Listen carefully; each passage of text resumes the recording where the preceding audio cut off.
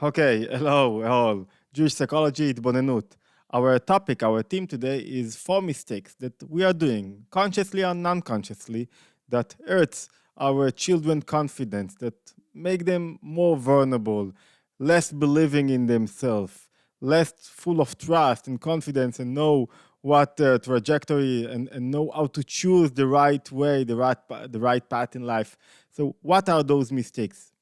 Before we'll get into the mistakes, I want to make it clear that our goal today is not to point on us and to say we are bad parents, we are bad educators. This is not the goal of this video. The goal of the video is to help us elevate ourselves, because it's either we give our children the right nutrition that will help them elevate themselves, and it's according to the book that I wrote, The Art of Elevation, Omanut Hagba in Hebrew. It was also translated to Chinese, and I hope it will be translated to English. And it's either that we give them the right nutrition that will help them. It's like if you give your child the right nutrition, the food nutrition, the physical nutrition, he will grow up in a better physical condition. If you'll give him the right mental nutrition, he will also know how to win his inner battles, how to overcome obstacles, how to have more confidence.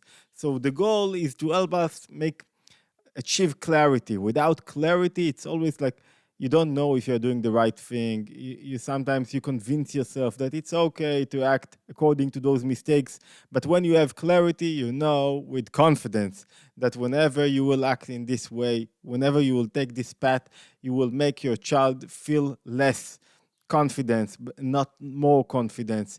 His self-esteem will be lower and not higher. It will less be with trust and with believe in himself and believe in his way, and not more than that. And the right nutrition is to make your child discovering his inner attributes, discovering himself, discover his soul, make him walk in the world and not being afraid, scary from everything. So, and those mistakes that we are doing are right to any age. It's not only that we can do it, we are not supposed to do it when they are young. We are not supposed to do it even when we have grown-up children. When our children are grown up and we do not give them the right food, the right nutrition, the right mental nutrition, they will look for it in other places. If they won't get enough love, enough of what, if they'll get our mistake, if we'll do those mistakes, they will look for the right nutrition in other places.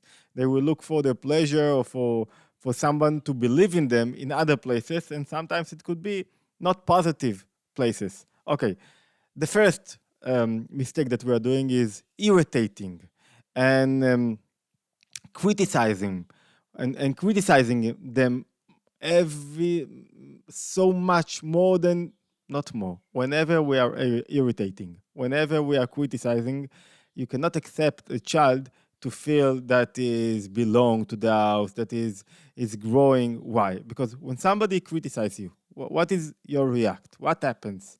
What happens is that you don't want to be here anymore. You close yourself. It's not like the child say to himself, okay, father, you are right. All of your remarks, everything that you are telling me are so right. No, he's now closing himself. He's acting in the opposite way. And what happens to him? He stops believing in himself, because those, sometimes we are so sure about myself. How you acted, you should know. And there is, Rabbi Arayatz, Rabbi Yosef Yitzchak, the fifth Lubavitcher Rebbe, said, he has a beautiful a small book, and there he says, sometimes educators and parents are mistakenly thinking that if they will speak with enthusiasm and will scream on their children and will try to tell them what's right and what's wrong, and the child will listen to that and say, okay, you are right, and they will change themselves. They will never change themselves. Why? Because whenever I am criticizing someone else, he closes himself up. And criticizing does not penetrating and does not tell me what's right and what's wrong. It's always, I don't want to be here anymore. I feel that I have no place. It's like it's against my existence, because in everything I'm not good, and everything I'm not doing good. And sometimes we ourselves are criticizing. Why? Because we do not accept ourselves. we are ourselves are a bit irritating and noisy and in stress and do not feel comfortable with ourselves. And sometimes we want something to happen as we want it to happen, and it does not. And because it does not, we feel that things does not go in our way, in the way that we chose. And because it does not go in the way that we chose, we feel that we are everything is slipping from our hands. That's why we're starting to screaming and to yellowing and to irritating and to criticizing. And we have to remember, whenever your voice is up, that means your child does not listen to you. And if you will make an higher voice, it won't be like he will listen to you. Another, I told him 500 times. So you think in 501 he will listen to you? He won't listen to you, because there is something that now makes the gap between you and him. So this is the first mistake that we are usually adopting. And another one is that we are generalizing. You are always like that. We are like trying to generalize whatever is doing. You are always like that. You are always acting in this way. I cannot accept, because you always think like that. No, when you are generalized, you do not let your child grow, change himself, think differently. This is the first mistake. And what the result is? Less confidence. Why less confidence? Because I close myself. Another mistake that we are usually adopting, even without even noticing, is lecturing. We are trying to put the child in a place that he has pangs of consciousness.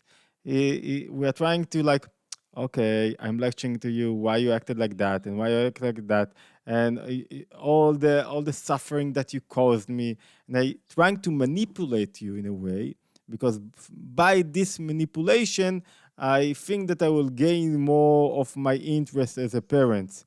Or everything because of you, I suffered so much because of you, because you didn't act in the right way, all the mess that you have created to me. What the child feels when you are lecturing in this way to him? He feels that he's not needed, he's not wanted. Everything that he's doing is against you. His existence now is against your existence, so he has no place in the world. Whenever I lecture and whenever I do manipulation, mental manipulation, I let the child feel that is not acceptable. We don't really want him. He has no place in this house with me. It's like he feel that, yes, and now he will go to look for himself, to look for his life, to look for someone that will appreciate him in another place. And what the result? Less confidence. Third mistake is that we are intimidating our child. The Lubavitcher Rebbe once said that somebody had an idea to close his child in a room because he was so active, and he said the opposite. The whole idea is that children will change themselves through happiness and tranquility and a good mood. And if you take that from them and you intimidate them, it's the opposite around, because anxiety spreads. Whenever you bring anxiety to your house and you say, oh, what's going to happen? Or you intimidate your child, what the result will be? The result will be that you will have a child that will be so scary from the world, and he will be intimidated from the world or from you, and he won't be connected to the good things because they are good.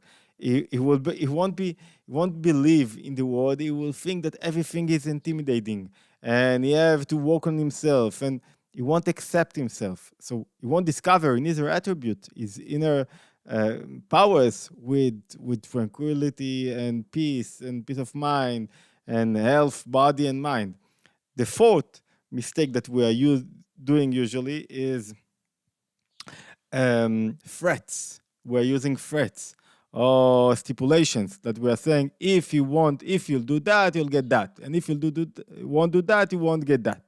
What's the problem with putting a condition and said, if you won't clean your room, you won't get the cake. Or if you won't clean the room, you won't be able to come with me. The problem is that we do not let the child attract to the good things that we want them to be attracted because they are good. They have to do things. You have to do your homework. So he's not connected to his homework. He won't find his pleasure in the omek. And children can. They are looking for the truth, and they are looking for things that will elevate them. And if everything is through condition and intimidating and stipulations, what the child would say to himself?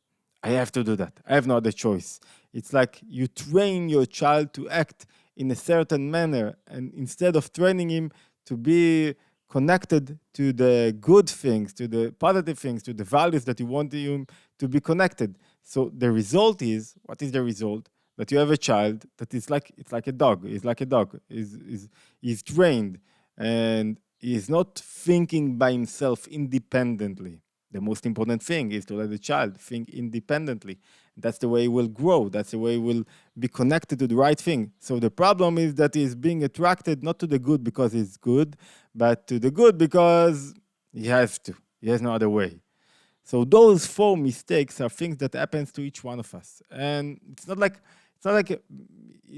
we can overcome them without any inner fight, inner battle. But through education, through parenting, I know the result. I know clearly that whenever I will go adopt one of those 4 mistakes, I will decree the emotional state of my child, and I will hurt his confidence and his belief in himself and in the world, and everything will be against him. And my first role as a father, as a parent, my first duty as a parent is to help him to uplift himself, to believe in himself, to elevate him, to help him discover his powers, to help him discover his life mission. And instead of what am I doing? I'm closing on him. And I make him feel that he's not necessary, nobody needs him here. If he won't do, he won't get. And I'm letting him think like as a small. I'm minimizing him and decreasing his ability to develop confidence and self-esteem.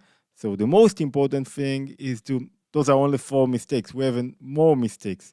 But to make clarity with those mistakes, to make a decision that I know, sometimes I'm myself struggling, I myself have issues with anxiety or with the stress, I do not bring it home. I do not bring it in front of my children. Why? Because I know the price that they will pay if I'll bring it, the price that I will pay. I will have children, that it's so hard for them at the age of 24 to lift themselves up and start doing things. So after saying that, the whole idea of this video is to let us to make more clear what is right, what is wrong, what is good and what is bad. And when I mix the good and bad, the result is that I allow myself to act a little bit, to do things, to scream a little bit. And I think when I scream and yell, holler, and start to shout at home, I think that it will help. It won't help. It won't help. It will just decrease the situation. It will just make it worse. So it won't help. The only thing that will help is the other way, is to uplift your child, to let him believe in themselves. And think about yourself. Whenever somebody is screaming on me, it does not let me believe in myself. Whenever somebody is generalizing everything that I'm doing, you're always like that. Or is criticizing everything that I'm doing, or is trying to intimidate me, what's the result will be? That I will discover less my inner attributes, my abilities, my passion to the world, I will be less want to be with you. I will want to be with you. Okay, Itbonenut, you're more than welcome to join our growing channel and to have even notification in the WhatsApp group. So see you in the next Itbonenut. All the best.